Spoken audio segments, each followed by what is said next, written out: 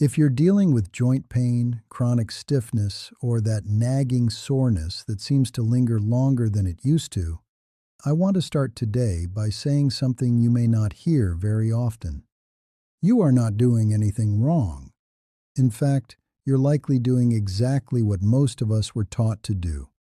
When your knee aches or your back feels stuck, the logical response is to slow down, sit, rest, and try to take the edge off the discomfort. That approach makes sense. If something hurts, stop using it. But here's the part modern science is now making very clear. For long-term joint health, especially in our 60s, 70s, and beyond, that common sense strategy of total rest can quietly backfire. It can actually accelerate the stiffness you're trying to avoid, not because you're weak, not because you're broken. It's because your body is a brilliant communicator, and sometimes the way we try to hush pain sends the wrong message. Today we're going to talk about the number one mistake seniors make with pain relief: over-relying on masking the pain instead of working with the body's natural repair signals. And I'll show you a safer biological strategy that leads to more confidence, more strength, and far less rust in daily life. Before we go any further, a quick reminder. This video is for educational purposes only. Always talk with your healthcare professional before making changes to your physical routine, especially if you have had joint replacements, recent surgeries, or are managing chronic conditions. Now let's talk about how joints actually stay healthy. Think of your joints like a sponge sitting on a kitchen counter. If that sponge stays dry and untouched, it becomes stiff, brittle, and misshapen. But when you gently run water through it and squeeze it a little, it becomes soft, flexible, and useful again. Your joints work the same way. They don't have their own pump like your heart. They rely entirely on movement to circulate synovial fluid, the lubricant and nutrient carrier inside the joint. When we completely mask pain or sit still for long periods to protect a joint, we remove the sponge from the faucet. We quiet the signal that tells the body, "Send nutrients here.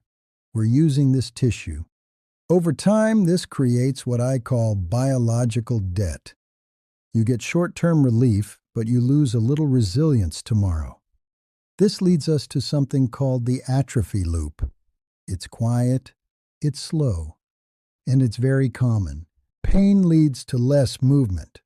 Less movement leads to muscle loss. Tendons become less elastic. Circulation slows. Joint fluid thickens. So the next time you try to move, it feels harder and more uncomfortable because the system is cold and underprepared. That discomfort reinforces the idea that you should move even less. Months go by, sometimes years, and one day people wake up thinking, "I guess I just can't do stairs anymore." But here's the good news. Your body remains adaptable far longer than most people are told. Even into your 80s and 90s, your tissues still respond to the signals you send. We just need to change the signal. Step 1. The golden hour strategy. The first hour after waking is neurologically powerful. Overnight, joint fluid thickens. Tissues dehydrate slightly. The nervous system becomes cautious. What you do in that first hour sets the pain threshold for the day. Instead of sitting immediately or jumping into chores, aim for circulation before intensity. 5 minutes is enough. Seated movements, gentle reaches, slow knee lifts. You're not exercising. You're warming the system and reminding the joints how to move fluid again. Step 2. Finding the sweet spot. We're often taught two extremes: push through pain or stop at the first sign of discomfort. The truth lives in the middle. The sweet spot is movement that feels mildly challenging but doesn't cause a flare-up later. A simple rule: if your discomfort returns to baseline within 24 hours, That was a healthy dose. If it takes 48 hours, you did a little too much. Just dial it back. You are not failing. You are learning your body's language. Step 3. Simple biohacks. You don't need expensive tools to influence joint chemistry. Temperature contrast. Warmth improves tissue elasticity. Brief cool exposure can reduce excess inflammation. Hydration timing. Joint cartilage is mostly water. Drinking early helps tissues glide more easily. Stress. Downregulation. Calm breathing reduces pain sensitivity. These habits help the body interpret movement as safe. Step 4. Neural repatterning. Pain is not just in tissues, it's in the nervous system. Long periods of avoidance blunt proprioception, your sense of stability and position. Simple balance and sensory work rebuilds trust. Standing near a chair, shifting weight, feeling your feet on the floor.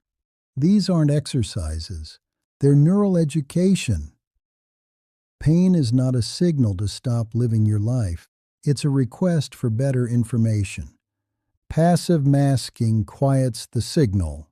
Active signaling changes the system. This isn't about fighting through the pain. It's about strategy. And the good news is, your body is far more capable of adaptation than you've been led to believe. I want to hear from you. What is one activity you've stopped doing because of pain? Is it walking longer distances, gardening, using stairs, playing with grandchildren? Leave it in the comments.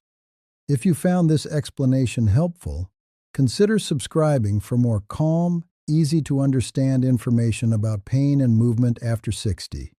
Take care of yourself, and thank you for watching.